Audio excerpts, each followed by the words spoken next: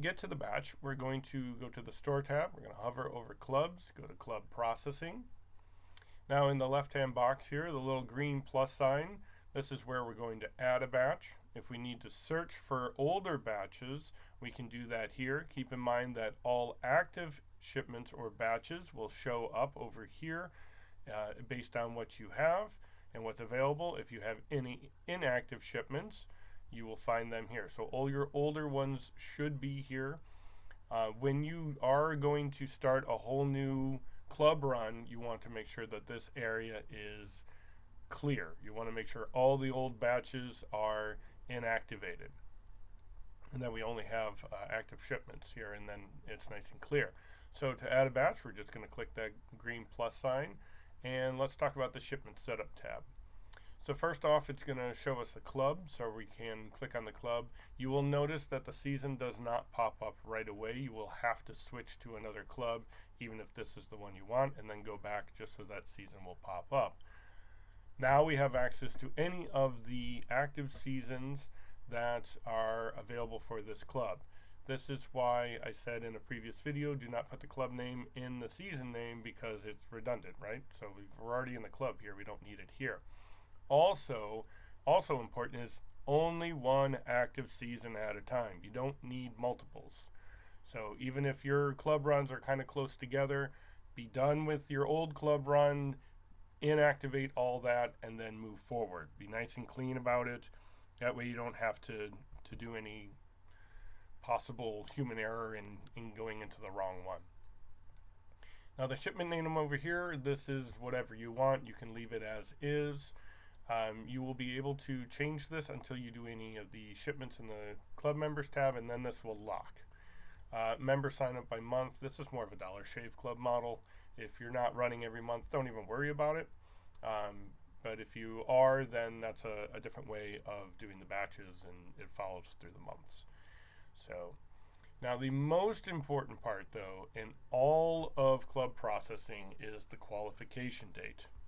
The qualification date means it's the day that I'm picking. Let's say I pick the 29th. I pick that day. As of this day, what is the status of all the club members in this club in this batch? And the system will take care of that for you. It will, every time you open up the batch, it will automatically update the status of all the club members, be it that they're eligible, they're not eligible, they're no longer in the club, etc. All that will be shown under the Club Member tab. Now, one way to do this is, and the best practice, is to put the qualification date at the end of the processing month. This way, anytime you open the batch, it automatically updates itself. The other older way that you can do it is, let's say today's the 6th. Okay, so I want the qualification date as of today. So if I go to the Club Member tab, it's going to tell me how many people are eligible to bring into the club, as well as who's active, inactive, on hold, etc. within all those members of this club. The problem comes in is that if anybody joins after the 6th and I don't move this date, so I would have to, every time I open the batch, I would have to change the qualification date, because if I don't, and let's say today is the 14th, that means that anybody that has joined since the 6th will not be eligible to be pulled into the batch. The system doesn't even see them because you're asking as of the 6th, what was everybody's status? So you would have to change it to the 14th. And then the system would go, oh, okay, all these people are eligible, or these people cancel, or whatever. So it's important that you either have to move this, or because if you don't, again, all these people that joined up prior are not going to be pulled into the batch. And more importantly, all the people that have canceled since then will be charged, because as of the 6th, they were eligible and active, but they canceled sometime later. So that's why it's very important to either continually move the qualification date to whatever today is, or best practice, just put it at the end of the processing month.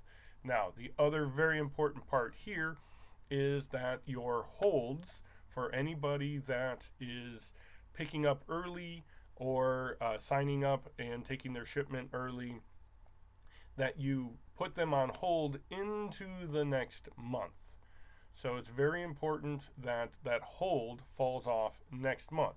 If it falls off prior to the end of this month, well, you might have put in that the hold was until the 27th, but the system says as of the 29th, what is their status, which means they would be active and eligible, even though that the hold was back here on the 27th. It already fell off.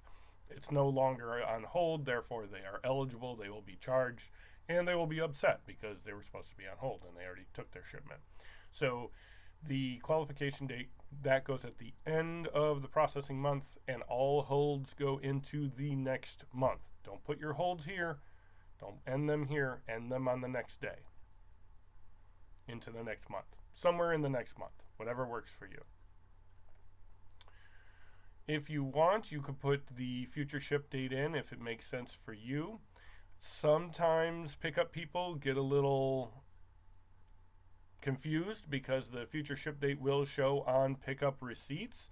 So it's up to you on whether or not you want to put that in there. More and more people are opting out of this, and they're just telling people in an email, their club members, that, you know, what the future ship date is going to be. For the shipping, you can either use the system rates, whatever you have in the system that automatically works for you and you're always using, and then you can go ahead and pick whatever your main shipping strategy is, and then whatever the carrier is going to be. You can also use a flat rate should you do that. And of course, if you want, there is another process which will be in the shipping video where you can make a shipping strategy just for club, and then that way you can let the system do what it needs to do, especially if you are going to give some kind of price break at 6 bottles or 12 bottles or anything like that. And so you can configure a whole different shipping strategy just for the club. Your pickup inventory you would pull from here, and then your shipping inventory you would pull from here. And whether or not you're using inventory in the system or not, if you're not using Wine Direct inventory, just pick something, it doesn't matter. Now down here, this is order confirmation. So you can either not put anything in here and then the customers don't get a receipt. You can use the system email, which is the order confirmation, and they will just get a generic order confirmation once the card gets charged. Or if you'd like, you can make emails just for pickup customers and just for shipping customers.